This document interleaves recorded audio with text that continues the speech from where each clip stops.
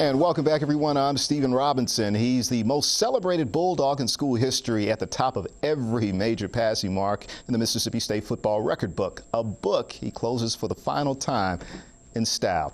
Dak Prescott playing in his last game in the maroon and white against North Carolina State in the Belk Bowl. First drive, Prescott presto with a swing pass to Fred Ross, who tight ropes the sideline. Dogs go up 7-0. Second possession, Prescott with the touch. Nice touch to a wide open Durunion Russell Wilson down the seams.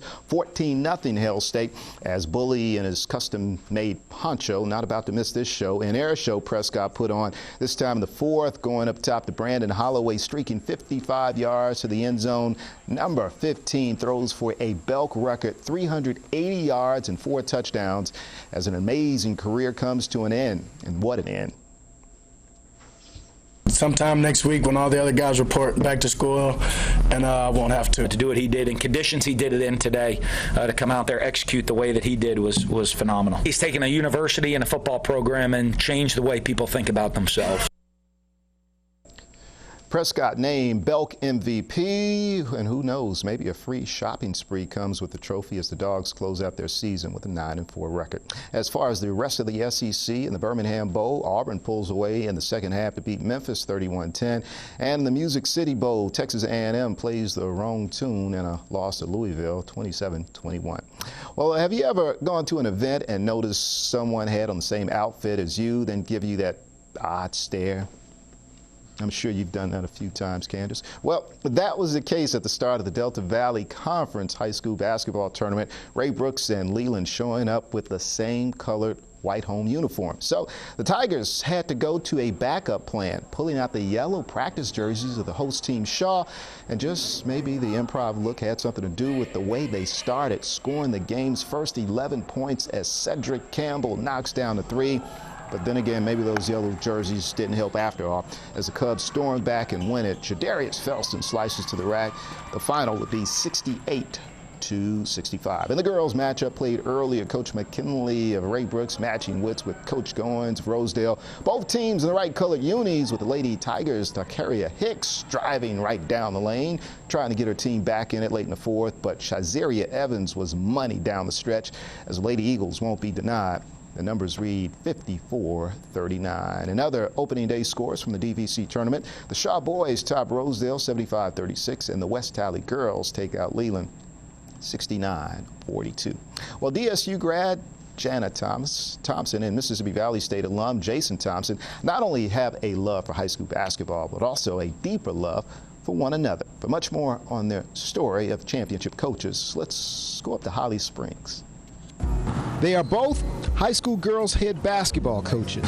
Jason Thompson in his 15th year at H.W. Byers, Jana Thompson in her 10th year at nearby Horn Lake, with the two crossing paths for the first time back in 2007 when they met at a summer camp. But it wasn't until 4 years later Jason took off his basketball blinders and decided to ask Jana out on a date. She said yes, and soon after they found out they had more in common outside the lines.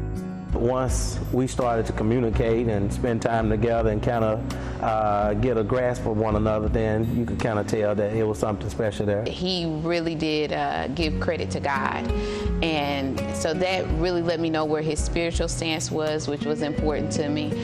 He already had the aspirations and the coaching passion, which I found attractive, but kind of whenever he made that reference, I was like, you know, we really do have a lot in common, and he really might be the one.